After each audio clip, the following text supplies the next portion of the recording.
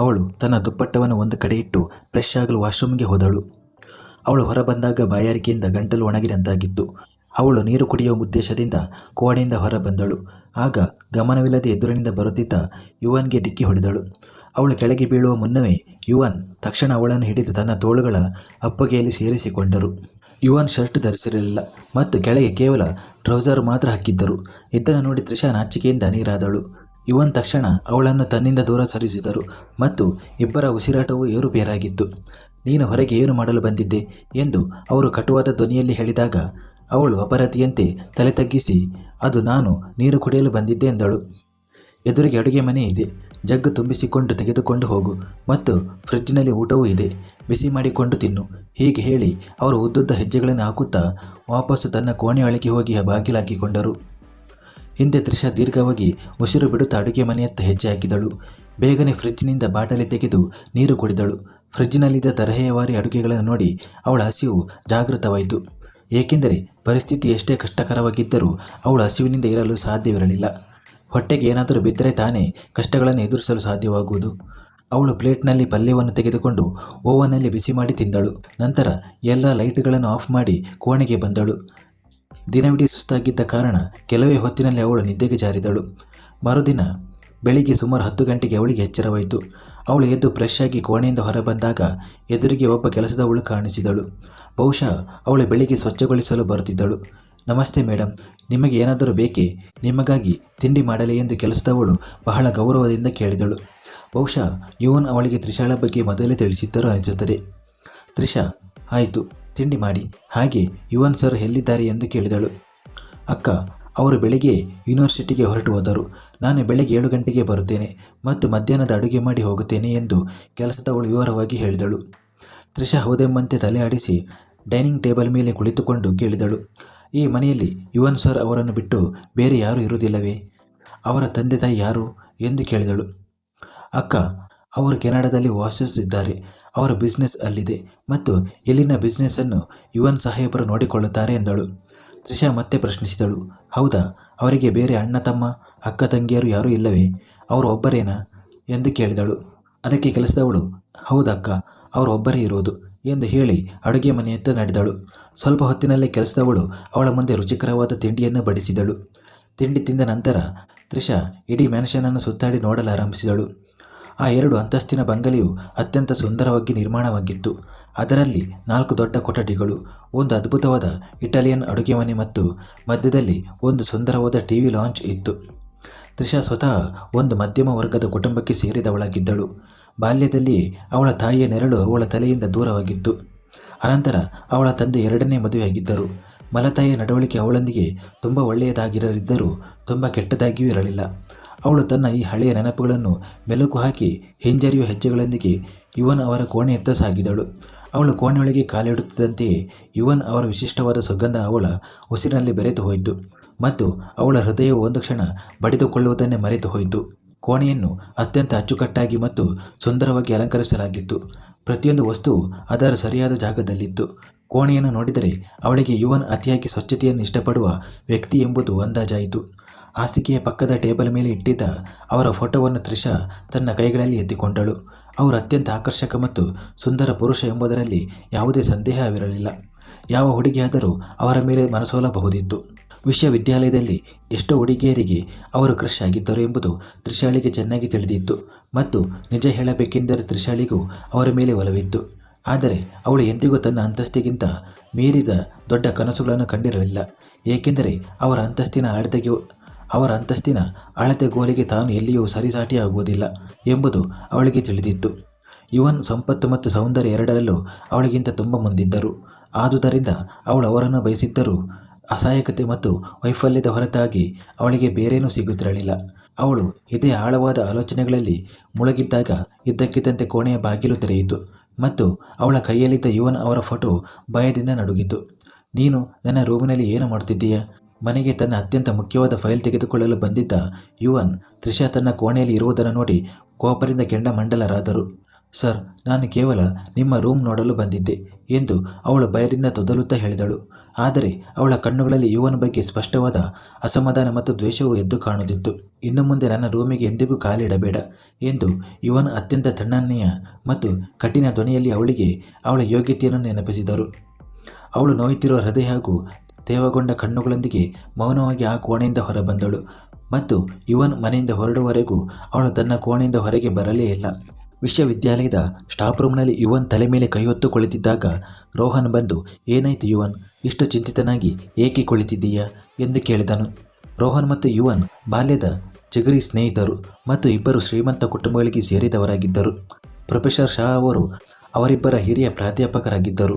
ಅವರೇ ಹೇಳಿದ್ದರಿಂದ ಅವರಿಬ್ಬರು ಇಲ್ಲಿ ಪ್ರೊಫೆಸರ್ಗಳಾಗಿ ಪಾಠ ಮಾಡುತ್ತಿದ್ದರು. ಏನಿಲ್ಲ, ಸುಮ್ಮನೆ ತಲೆಯಲ್ಲಿ ವಿಪರೀತ ನೋವು ಬರುತ್ತಿದೆ ಎಂದು ಯುವನ್ ತನ್ನ ಹಣೆಯನ್ನು ತಿಕ್ಕಿಕೊಳ್ಳುತ್ತಾ ಹೇಳಿದರು. ಹಾಗಾದರೆ ಹಾಫ್ ಲೀವ್ ತೆಗೆದುಕೊಂಡು ಮನೆಗೆ ಹೋಗು ಎಂದು ಹೇಳಿದನು.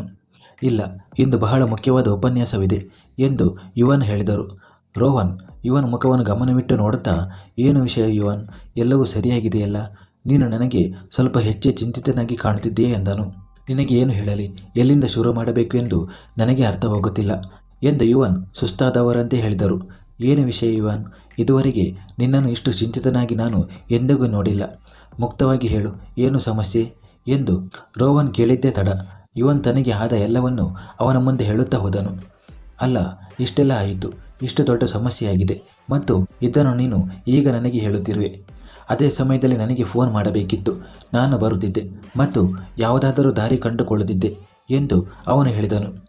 ಅಯ್ಯೋ, ಹೇಗೆ ದಾರಿ ಕಂಡುಕೊಳ್ಳುವುದು? ಆ ಕೀಳು ಪೊಲೀಸರು ನಮ್ಮ ಹಿಂದೆ ಬಿದ್ದುಕೊಂಡಿದ್ದರು, ಬಿಡುತ್ತಲೇ ಇರಲಿಲ್ಲ. ಮೀಡಿಯಾದಲ್ಲಿ ನಿಮ್ಮಿಬ್ಬರ ಫೋಟೋಗಳನ್ನು ವೈರಲ್ ಮಾಡುತ್ತೇವೆ ಎಂದು ಹೇಳುತ್ತಿದ್ದರು ಮತ್ತು ನಾನು ನನ್ನ ಗೌರವ ಮತ್ತು ಹೆಸರನ್ನು ಹಾಳು ಮಾಡಿಕೊಳ್ಳಲು ಸಾಧ್ಯವಿರಲಿಲ್ಲ. ನಿನಗೆ ತಿಳಿದಿದೆ ಈ ವಿಚಾರದಲ್ಲಿ ನಾನು ಎಷ್ಟು ಸೂಕ್ಷ್ಮವಾಗಿದ್ದೇನೆ ಎಂದು. ಸರಿ, ನಾನು ಗಂಡಸು, ಜೈಲಿಗೆ ಹೋಗುತ್ತಿದ್ದೆ, ಆದರೆ ಅವಳು ಒಬ್ಬ ಹುಡುಗಿ. ಅವಳ ಗತಿ ಏನು? ಅದಕ್ಕಾಗಿಯೇ ನಾನು ಅವರ ಆ ಮಾತಿಗೆ ಒಪ್ಪಿಕೊಳ್ಳಬೇಕಾಯಿತು ಎಂದು ಹೇಳಿದರು.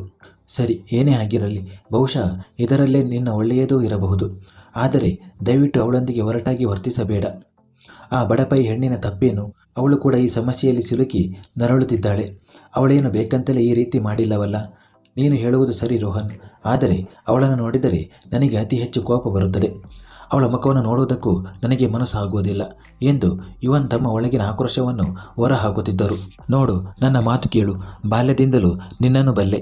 ನೀನು ಯಾವ ಕಾರಣವಿಲ್ಲದೆ ಯಾರಿಗೂ ತೊಂದರೆ ಕೊಡುವ ಸ್ವಭಾವದವನಲ್ಲ ಮತ್ತು ಹೇಗಾದರೂ ಮಾಡಿ ತ್ರಿಷಾ ತುಂಬ ಒಳ್ಳೆಯ ಹುಡುಗಿ. ಈಗ ಏನೇ ಇರಲಿ, ಹೇಗೆ ಇರಲಿ, ಅದನ್ನು ಒಪ್ಪಿಕೋ. ನಾನು ಅವಳನ್ನು ವೈಯಕ್ತಿಕವಾಗಿ ಬಲ್ಲೆ. ಪ್ರತಿಭಾವಂತ ವಿದ್ಯಾರ್ಥಿನಿ, ಸುಂದರಿ ಮತ್ತು ಪ್ರತಿಯೊಬ್ಬರಿಗೂ ಗೌರವ ಕೊಡುವ ಸಂಸ್ಕಾರವಂತ ಹುಡುಗಿ. ಮತ್ತೊಂದೆಡೆ ಅವಳ ತಾಯಿ ಅವಳು ಚಿಕ್ಕವಳಿದ್ದಾಗ ಕಳೆದು ಹೋಗಿದ್ದಾರೆ. ಅವಳನ್ನು ಮಲತಾಯಿ ಬೆಳೆಸಿದ್ದಾರೆ. ಅವಳು ತನ್ನ ತಂದೆ ತಾಯಿಯ ಏಕೈಕ ಮಗಳು. ಉಳಿದವರೆಲ್ಲರೂ ಮಲತಾಯಿಯ ಮಕ್ಕಳು. ಹಾಗಾಗಿ ದಯವಿಟ್ಟು ಅವಳೊಂದಿಗೆ ಪ್ರೀತಿಯಿಂದ ನಡೆದುಕೋ ಎಂದು ಹೇಳಿದನು. ರೋಹನ್ ಹೇಳಿದ ಎಲ್ಲವನ್ನು ಕೇಳಿ ಯುವನ್ನ ಮನಸ್ಸಿಗೆ ಏನೋ ವಿಚಿತ್ರವಾದ ಅನುಭವವಾಯಿತು. ಸರಿ, ಆಮೇಲೆ ಮಾತನಾಡೋಣ, ನನ್ನ ಉಪನ್ಯಾಸದ ಸಮಯವಾಯಿತು ಎಂದು ಯುವನ್ ಮಾತು ಬದಲಾಯಿಸಿ ಎದ್ದು ನಿಂತರು. ಅವರು ಎದ್ದ ಕೂಡಲೇ ರೋಹನ್ ಕೂಡ ತನ್ನ ಪಾಠ ಮಾಡಲು ತರಗತಿಯತ್ತ ನಡೆದನು. ಸಂಜೆ ಸುಮಾರು 4 ಗಂಟೆಗೆ ಯುವನ್ ವಾಪಸ್ ಮನೆಗೆ ಬಂದಾಗ ತ್ರಿಷಾ ಎಲ್ಲೂ ಕಾಣಿಸಲಿಲ್ಲ. ಅವರು ಕಾರಿನ ಕೀಲಿ ಕೈ ಮತ್ತು ಮೊಬೈಲನ್ನು ಮೇಜಿನ ಮೇಲೆ ಇಟ್ಟು ಅಡುಗೆ ಮನೆಯತ್ತ ಸಾಗಿದರು. ಆಗ ಅನಿರೀಕ್ಷಿತವಾಗಿ ಅವರು ತ್ರಿಷಾಳಿಗೆ ಡಿಕ್ಕಿ ಹೊಡೆದರು. ಅವಳು ಆಗಷ್ಟೇ ಅಡುಗೆ ಮನೆಗೆ ಊಟದ ತಟ್ಟೆಯನ್ನಿಡಲು ಬಂದಿದ್ದಾಳೆ. ನಿನಗೆ ಏನು ಸಮಸ್ಯೆಯಾಗಿದೆ? ಪ್ರತಿ ಬಾರಿಯೂ ಬಂದು ಡಿಕ್ಕಿ ಹೊಡೆದಿರುತ್ತೀಯ ಎಂದು ಅವರು ರೇಗಿದಾಗ ಅವಳ ಮುಗ್ಧತೆಯಿಂದ, ಆದರೆ ಸರ್, ನೀವು ಹಿಂದಿನಿಂದ ಬಂದು ಡಿಕ್ಕಿ ಹೊಡೆದಿದ್ದೀರಿ, ನಾನು ಡಿಕ್ಕಿ ಹೊಡೆದಿಲ್ಲ ಎಂದಳು. ಇದರಿಂದ ಯುವನ್ಗೆ ತಾವೇ ಹೊರಟಾಗಿ ಮಾತನಾಡಿದ್ದು ಅರಿವಿಗೆ ಬಂದಿತು. ಊಟ ಮಾಡಿದ್ದೀಯಾ ಎಂದು ಅವರ ಮಾತು ಬದಲಾಯಿಸಿದರು. ಅವಳು ತಲೆ ತಗ್ಗಿಸಿ ಹೌದು ಸರ್ ಮಾಡಿದೆ ಎಂದಳು. ಯುವನ್ ಅವಳ ಮುಖವನ್ನು ಗಮನವಿಟ್ಟು ನೋಡಲಾರಂಭಿಸಿದರು. ಅವಳು ನಿನ್ನೆ ಧರಿಸಿದ ಅದೇ ಬಟ್ಟೆಯಲ್ಲಿದ್ದಳು ಮತ್ತು ಇದ್ದಕ್ಕಿದ್ದಂತೆ ಅವರ ತಲೆಯಲ್ಲಿ ಒಂದು ವಿಚಾರ ಹೊಳೆಯಿತು. ಅವಳು ಈಗ ತನ್ನ ಜವಾಬ್ದಾರಿ ಎಂಬುದನ್ನು ಅವರು ಹೇಗೆ ಮರೆಯಲು ಸಾಧ್ಯ? ಅವಳೊಂದಿಗೆ ಮದುವೆಯಾಗಿದೆ ಮತ್ತು ಅವಳ ಪ್ರತಿಯೊಂದು ಅಗತ್ಯಗಳನ್ನು ನೋಡಿಕೊಳ್ಳುವುದು ಈಗ ಅವರ ಕರ್ತವ್ಯವಾಗಿತ್ತು. ಸರ್, ನಿಮಗೆ ಊಟ ಬಡಿಸಲೇ ಎಂದು ಅವಳು ಮತ್ತೆ ಬೈಗುಳ ಕೇಳಬೇಕೆಂಬ ಭಯದಿಂದ ಹೆದರುತ್ತಾ ಕೇಳಿದಳು. ಬಡಿಸು, ಮತ್ತು ನಂತರ ನನ್ನೊಂದಿಗೆ ಶಾಪಿಂಗ್ಗೆ ಹೋಗೋಣ. ನಿನಗಾಗಿ ಕೆಲವು ಬಟ್ಟೆಗಳನ್ನು ಖರೀದಿಸಿ ಕೊಡುತ್ತೇನೆ. ನಿನ್ನೆ ರಾತ್ರಿಯಿಂದ ಇದೇ ಬಟ್ಟೆಯಲ್ಲಿದ್ದೀಯಾ ಎಂದು ಹೇಳಿದರು. ಇಲ್ಲ ಸರ್, ಧನ್ಯವಾದಗಳು. ನೀವು ನನಗೆ ಈ ಮನೆಯಲ್ಲಿ ಆಶ್ರಯ ನೀಡಿದ್ದೀರಲ್ಲ, ಅದೇ ಸಾಕು. ನಾನು ನಿಮಗೆ ತುಂಬ ಕೃತಜ್ಞಳಾಗಿದ್ದೇನೆ. ನೀವು ಅದನ್ನು ಬಿಡಿ, ಇಷ್ಟೆಲ್ಲ ಮಾಡಬೇಕಿಲ್ಲ ಎಂದು ಹೇಳಿದಳು. ಅದರಲ್ಲಿ ಯಾವುದೇ ತೊಂದರೆ ಇಲ್ಲ. ತ್ರಿಷಾ, ನೀನು ಈಗ ನನ್ನ ಜವಾಬ್ದಾರಿ. ಈ ಮಾತನ್ನು ಮರೆಯಬೇಡ. ಮತ್ತು ಈಗ ಮೌನವಾಗಿ ಊಟ ಬಡಿಸು. ಹೀಗೆ ಹೇಳಿ ಅವನು ಅಡುಗೆ ಮನೆಯಿಂದ ಹೊರಟು ಹೋದನು. ತ್ರಿಷಾ ತನ್ನ ತುಟಿಗಳನ್ನು ಕಚ್ಚುತ್ತಾ ಕೆಲಸದವಳು ಮಾಡಿಟ್ಟಿದ್ದ ಊಟವನ್ನು ತಟ್ಟೆಗೆ ಹಾಕಿಕೊಳ್ಳಲಾರಂಭಿಸಿದಳು. ಅವಳು ಊಟವನ್ನು ತಂದು ಡೈನಿಂಗ್ ಟೇಬಲ್ ಮೇಲೆ ಇಟ್ಟಳು. ಆದರೆ ಇವನ್ ಇನ್ನೂ ಬಂದಿರಲಿಲ್ಲ. ಅವಳು ಹತ್ತಿರದಲ್ಲೇ ಇದ್ದ ಮತ್ತೊಂದು ಕುರ್ಚಿಯ ಮೇಲೆ ಕುಳಿತಳು. ಆಗ ಇವನ್ ಟವಲ್ನಿಂದ ಕೂದಲು ಒಣಗಿಸುತ್ತಾ ಬರುವುದು ಕಾಣಿಸಿತು. ತ್ರಿಷಾ ದಿಟ್ಟಿಸಿ ಅವರ ಕಡೆಗೆ ನೋಡಿದಳು. ಅವರು ಅತ್ಯಂತ ಹ್ಯಾಂಡ್ಸಮ್ ಆಗಿ ಕಾಣುತ್ತಿದ್ದಾರೆ ಎಂಬುದರಲ್ಲಿ ಯಾವುದೇ ಸಂದೇಹವಿರಲಿಲ್ಲ. ಮತ್ತು ಕಪ್ಪು ಬಣ್ಣದ ಟ್ರೌಸರ್ ಹಾಗೂ ಶರ್ಟ್ನಲ್ಲಿ ಅವರು ಯಾವುದೋ ಸಂಸ್ಥಾನದ ರಾಜಕುಮಾರನಂತೆ ಕಾಣುತ್ತಿದ್ದರು. ತ್ರಿಷಾಳ ಹೃದಯ ಜೋಡಿಯಾಗಿ ಬಡಿದುಕೊಂಡಿತು. ಹೀಗೆ ಏನು ನೋಡುತ್ತಿರುವೆ? ಹೋಗು, ಎದ್ದು ತಯಾರಾಗು. ಅಷ್ಟರಲ್ಲಿ ನಾನು ಊಟ ಮಾಡುತ್ತೇನೆ ಎಂದು ಯುವನ್ ಹೇಳಿದಾಗ, ಸರಿ ಸರ್ ಎಂದು ಅವಳು ಮೌನವಾಗಿ ಎದ್ದು ಕೋಣೆಗೆ ಹೋದಳು. ಆದರೆ ಯುವನ್ ತಮ್ಮ ಈ ಬದಲಾದ ವರ್ತನೆಯಿಂದ ಆಶ್ಚರ್ಯಚಕಿತಳಾದ ತ್ರಿಷಾ ತನ್ನ ಕೋಣೆಯ ಬಾಗಿಲು ಹಾಕಿಕೊಂಡಳು. ಹಲೋ ಮ್ಯಾಮ್, ಹೇಗಿದ್ದೀರಿ? ಅವನು ವಿಡಿಯೋ ಕಾಲ್ನಲ್ಲಿ ತನ್ನ ತಾಯಿಯೊಂದಿಗೆ ಮಾತನಾಡುತ್ತಿದ್ದನು. ಕೋಣೆಯಲ್ಲಿ ಕುಳಿತಿದ್ದ ತ್ರಿಷಾ ಅವರ ಮಾತುಗಳನ್ನು ಬಹಳ ಸ್ಪಷ್ಟವಾಗಿ ಕೇಳಿಸಿಕೊಳ್ಳಬಹುದಿತ್ತು. ನಾನು ತುಂಬ ಚೆನ್ನಾಗಿದ್ದೇನೆ ಮಗ, ನೀನು ಹೇಗಿದ್ದೀಯಾ? ನಾನು ಕೂಡ ಸಂಪೂರ್ಣ ಫಿಟ್ ಅಮ್ಮ ಎಂದು ಅವನು ಹಗುರವಾದ ಮತ್ತು ಸಂತೋಷದ ಧ್ವನಿಯಲ್ಲಿ ಮಾತನಾಡುತ್ತಿದ್ದನು. ಮಗ, ನಾವು ಇಂಡಿಯಾಗೆ ಬರುತ್ತಿದ್ದೇವೆ. ನಾನು ಹಾಗೂ ನಿಮ್ಮ ತಂದೆ ಈಗ ನಿಮ್ಮ ಮದುವೆ ಮಾಡಬೇಕೆಂದು ನಿರ್ಧರಿಸಿದ್ದೇವೆ. ಎಷ್ಟು ದಿನ ಅಂತ ಹೇಗೆ ಒಂಟಿಯಾಗಿ ಇರುವುದು ಎಂದು ಅವರು ಇದ್ದಕ್ಕಿದ್ದಂತೆ ಹೇಳಿದಾಗ ಯುವನ್ ಮತ್ತು ತ್ರಿಷಾ ಇಬ್ಬರ ಹೃದಯವು ಒಮ್ಮೆಲೆ ದಸಕ್ಕನೆ ಬಡಿದುಕೊಂಡಿತು. ಅಮ್ಮ ಹೇಗೆ ಇದ್ದಕ್ಕಿದ್ದಂತೆ ಎಂದು ಏನು ಹೇಳಬೇಕೆಂದು ಯುವನ್ಗೆ ತೋಚಲಿಲ್ಲ. ಮಗ, ಹೀಗೆ ಇದ್ದಕ್ಕಿದ್ದಂತೆ ಎಂದರೆ ಹೇಗೆ? ನಾವು ಯಾವಾಗಲಿಂದ ನಿನ್ನ ಬಗ್ಗೆ ಯೋಚಿಸುತ್ತಿದ್ದೇವೆ. ಅಲ್ಲೇ ಒಂಟಿಯಾಗಿ ಇದ್ದು ಮನುಷ್ಯ ಹುಚ್ಚನಾಗುತ್ತಾನೆ. ಪೂರ್ತಿ 27 ವರ್ಷಗಳಾಗಿವೆ. ಈಗ ಮದುವೆ ಮಾಡಿಕೊಳ್ಳದಿದ್ದರೆ ಯಾವಾಗ? ಮುದುಕನಾದ ಮೇಲೆ ಮಾಡಿಕೊಳ್ಳುತ್ತೀಯಾ? ಮತ್ತು ಆ ಪ್ರೊಫೆಸರ್ ಕೆಲಸವನ್ನು ಬಿಟ್ಟು ಬಿಡು. ನಿನಗೆ ಯಾವುದರ ಕೊರತೆ ಇದೆ? ಅಮ್ಮ, ನಾನು ನನ್ನ ಖುಷಿಗಾಗಿ ಇದನ್ನು ಮಾಡುತ್ತಿದ್ದೇನೆ, ಯಾವುದೇ ಆರ್ಥಿಕ ಸಮಸ್ಯೆಯಿಂದ ಅಲ್ಲ. ಸರಿ ಮಗ, ನಿನ್ನ ಖುಷಿಗಳನ್ನು ಪೂರೈಸಿಕೊಳ್ಳುತ್ತಿರು. ಆದರೆ ನಮಗೂ ಕೆಲವು ಆಸೆಗಳಿದ್ದೇವಲ್ಲವೇ? ಈಗ ನಮಗೂ ನಿನ್ನ ಮಕ್ಕಳನ್ನು ನೋಡುವ, ನಮ್ಮ ಮಡಿಲಲ್ಲಿ ಮೊಮ್ಮಕ್ಕಳನ್ನು ಆಡಿಸುವ ಆಸೆಯಾಗುತ್ತಿದೆ. ಅವರ ಈ ಕೊನೆಯ ಮಾತನ್ನು ಕೇಳುತ್ತಿದ್ದಂತೆ ತ್ರಿಷಾಳ ಕೈಕಾಲುಗಳು ಸಂಪೂರ್ಣವಾಗಿ ನಡುಗಿ ಹೋದವು. ಆದರೆ ಯುವನ್ ತಣ್ಣನೆಯ ದೀರ್ಘ ಉಸಿರನ್ನು ಹೊರಬಿಟ್ಟು ಸುಮ್ಮನಾದರು. ಅಮ್ಮ, ನಾನು ನಿಮ್ಮೊಂದಿಗೆ ಒಂದು ವಿಷಯವನ್ನು ಹಂಚಿಕೊಳ್ಳಲು ಬಯಸುತ್ತೇನೆ. ದಯವಿಟ್ಟು ಸ್ವಲ್ಪ ತಾಳ್ಮೆಯಿಂದ ಕೇಳಿ ಎಂದು ಹೇಳಿದನು. ಹಾ ಮಗ, ಹೇಳು, ಏನು ವಿಷಯ? ಅಮ್ಮ, ನಾನು ಮದುವೆಯಾಗಿದ್ದೇನೆ ಎಂದು ಅವನು ದೀರ್ಘವಾಗಿ ಉಸಿರು ಬಿಟ್ಟು ಕೊನೆಗೂ ಆ ದೊಡ್ಡ ಸತ್ಯವನ್ನು ಬಹಿರಂಗಪಡಿಸಿದನು. ಈ ಮಾತು ಕೇಳಿದ ಕೂಡಲೇ ತ್ರಿಷಾಳ ಹೃದಯ ಬಡಿತ ನಿಂತಂತಾಯಿತು. ಅವನ ಮಾತಿಗೆ ಕೆಲವು ಕ್ಷಣಗಳವರೆಗೆ ಸುನಂದ ಅವರು ಸಂಪೂರ್ಣ ಮೂಕಳಾಗಿ ನಿಶಬ್ದವಾಗಿ ನಿಂತರು. ಮತ್ತು ನಂತರ ಜೋರಾಗಿ ನಕ್ಕರು. ನೀನು ನಿಜ ಹೇಳುತ್ತಿದ್ದೀಯಾ? ನೀನು ಮದುವೆಯಾಗಿದ್ದೀಯಾ? ತೋರಿಸು, ಆ ಹುಡುಗಿ ಯಾರು? ಎಲ್ಲಿದ್ದಾಳೆ ನನ್ನ ಸೊಸೆ? ಅವರು ಮೊದಲೇ ಈ ಸಂತೋಷಕ್ಕಾಗಿ ಕಾಯುತ್ತಿದ್ದವಳಂತೆ ಮಾತನಾಡಿದರು. ಅಮ್ಮ, ಅವಳು ನನ್ನ ಜೊತೆಯೇ ಇದ್ದಾಳೆ. ನಾವು ತುಂಬ ಸರಳವಾಗಿ ಮದುವೆಯಾದೆವು ಎಂದು ಹೇಳಿದನು. ನೀನು ಇಷ್ಟು ದೊಡ್ಡವನಾದೆಯಾ? ಅಮ್ಮ ಅಪ್ಪನಿಗೆ ತಿಳಿಸದೆಯೇ ಮದುವೆ ಮಾಡಿಕೊಂಡೆಯಾ? ಸುನಂದಾರವರು ಸ್ವಲ್ಪ ದುಃಖಿತಳಾಗಿ ಮತ್ತು ಕೋಪಗೊಂಡವರಂತೆ ಮಾತನಾಡಿದರು. ಅಮ್ಮ, ಪರಿಸ್ಥಿತಿಯೇ ಹಾಗೆ ಬಂತು. ಇಲ್ಲದಿದ್ದರೆ ನಿಮಗೆ ತಿಳಿಸದೆಯೇ ನಾನು ಇಂತಹ ದೊಡ್ಡ ಹೆಜ್ಜೆ ಇಡಲು ಸಾಧ್ಯವಿದ್ದೆ ಹೇಳು ಎಂದು ಹೇಳಿದರು. ಸರಿ ಬಿಡು, ಏನೇ ಆಗಲಿ, ಆಗಿರೋದು ಒಳ್ಳೆಯದಕ್ಕೆ. ಹೇಗೆ ಆಗಲಿ, ಈಗ ನೀನು ಮದುವೆಯಂತೂ ಮಾಡಿಕೊಂಡಿದ್ದೀಯಲ್ಲ, ನನಗೆ ಇದರಲ್ಲಿಯೇ ತುಂಬ ಸಂತೋಷವಿದೆ. ಈಗ ನಾವು ಬಹಳ ಅದ್ದೂರಿಯಾಗಿ ರಿಸೆಪ್ಷನ್ ಮಾಡೋಣ ಮತ್ತು ಎಲ್ಲರಿಗೂ ನಿಮ್ಮ ಮದುವೆಯ ಬಗ್ಗೆ ತಿಳಿಸೋಣ ಎಂದು ಅವರು ಹೇಳಿದರು. ಸರಿ ಅಮ್ಮ, ನಿಮ್ಮ ಇಷ್ಟದಂತೆ ಆಗಲಿ ಎಂದು ಹೇಳಿದನು. ಒಳಗೆ ಕುಳಿತಿದ್ದ ತ್ರಿಷಾ ಇದನ್ನೆಲ್ಲ ಕೇಳಿ ಸಂಪೂರ್ಣವಾಗಿ ಆಶ್ಚರ್ಯಚಕಿತಳಾಗಿ ಮೂಕಳಾಗಿ ಹೋದಳು. ಯುವನ್ ತನ್ನ ಕುಟುಂಬಕ್ಕೆ ತನ್ನ ಬಗ್ಗೆ ಎಷ್ಟು ಸುಲಭವಾಗಿ ತಿಳಿಸುತ್ತಾನೆ ಎಂದು ಅವಳಿಗೆ ತನ್ನ ಕಣ್ಣುಗಳಿಗಾಗಲಿ ಅಥವಾ ಕಿವಿಗಳಿಗಾಗಲಿ ನಂಬಲು ಸಾಧ್ಯವಾಗುತ್ತಿರಲಿಲ್ಲ. ಅವನು ತನಗೆ ಬೇಗನೆ ಡಿವೋರ್ಸ್ ನೀಡಿಬಿಡುತ್ತಾನೆ ಎಂದುಕೊಂಡು ಅವಳು ಹತ್ತು ಕೊರಗುತ್ತಿದ್ದಳು. ಆದರೆ ಇಲ್ಲಿ ಕಥೆಯೇ ಬೇರೆ ತಿರುವು ಪಡೆದುಕೊಂಡಿತ್ತು. ಅವಳ ಮುಗ್ಧ ಹೃದಯವು ಇದ್ದಕ್ಕಿದ್ದಂತೆ ಅತಿ ಹೆಚ್ಚು ಆಶಾವಾದಿಯಾಯಿತು. ಎಷ್ಟೋ ಸಮಯದಿಂದ ತನ್ನ ಹೃದಯದ ಯಾವುದೋ ಗುಪ್ತ ಮೂಲೆಯಲ್ಲಿ ಬಚ್ಚಿಟ್ಟುಕೊಂಡಿದ್ದ ಆ ವ್ಯಕ್ತಿಗಾಗಿ ಅವಳ ಮನಸ್ಸು ಸುಂದರವಾದ ಕನಸುಗಳನ್ನು ಕಾಣಲು ಆರಂಭಿಸಿತು. ಮಗ, ನನ್ನ ಸೊಸೆಯನ್ನು ಒಮ್ಮೆ ನನಗೆ ಪರಿಚಯಿಸು ಎಂದು ಸುನಂದ ಅವರ ಕುತೂಹಲಭರಿತ ಧ್ವನಿ ಮೊಳಗಿತು. ಸರಿ ಅಮ್ಮ, ನಾನು ಈಗಿನ್ನೂ ಕರೆದುಕೊಂಡು ಬರುತ್ತೇನೆ. ಕೋಣೆಯಲ್ಲೇ ಇರುತ್ತಾಳೆ.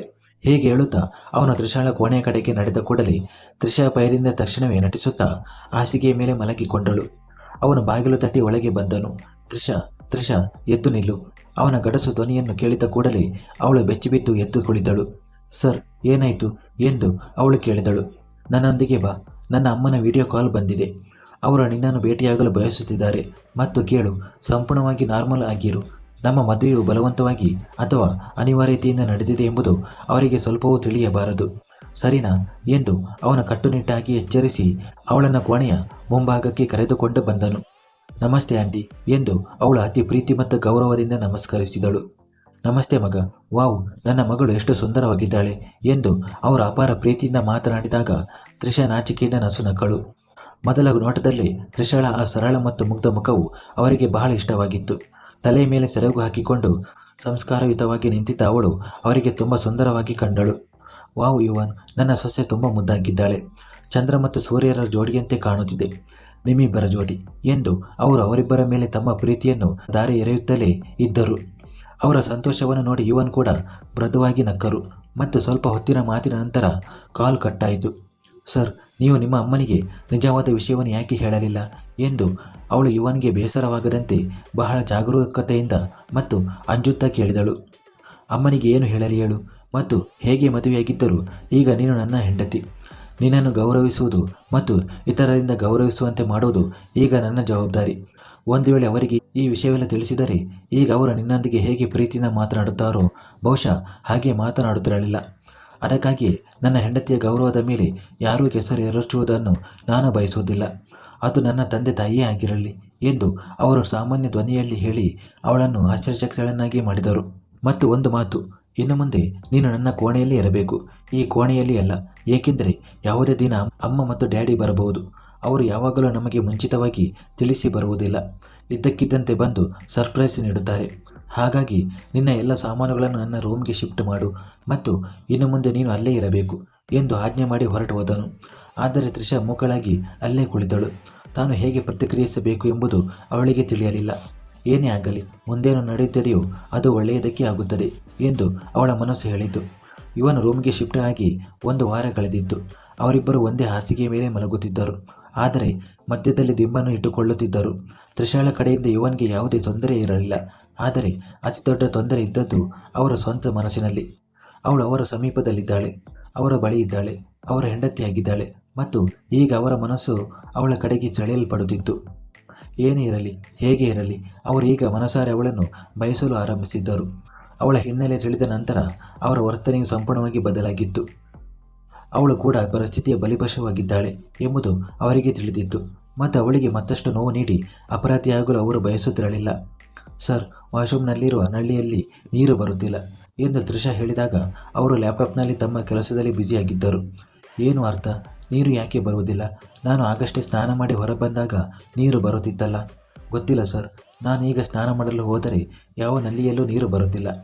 ಅವಳ ಮಾತು ಕೇಳಿ ಅವರು ಲ್ಯಾಪ್ಟಾಪನ್ನು ಪಕ್ಕಕ್ಕಿಟ್ಟು ಎದ್ದು ನಿಂತರು. ಅವರು ವಾಶ್ರೂಮ್ಗೆ ಹೋಗಿ ಪರಿಶೀಲಿಸಿದಾಗ ನಿಜಕ್ಕೂ ಯಾವುದೇ ನಲ್ಲಿಯಿಂದ ನೀರು ಬರುತ್ತಿರಲಿಲ್ಲ. ಆಗ ಅವರು ಒಂದು ನಲ್ಲಿಯನ್ನು ತಿರುಗಿಸಿದ ತಕ್ಷಣ ಎಲ್ಲ ನಲ್ಲಿಗಳಿಂದ ಒಮ್ಮೆ ರಭಸವಾಗಿ ನೀರು ಚಿಮ್ಮಿತು. ಅವರ ಹಿಂದೆಯೇ ವಾಶ್ರೂಮ್ಗೆ ಬಂದಿದ್ದ ತ್ರಿಷಾ ಆ ನೀರಿನಿಂದ ಸಂಪೂರ್ಣವಾಗಿ ನೆನೆದು ಹೋದಳು. ಮುಂದುವರಿಯುವುದು.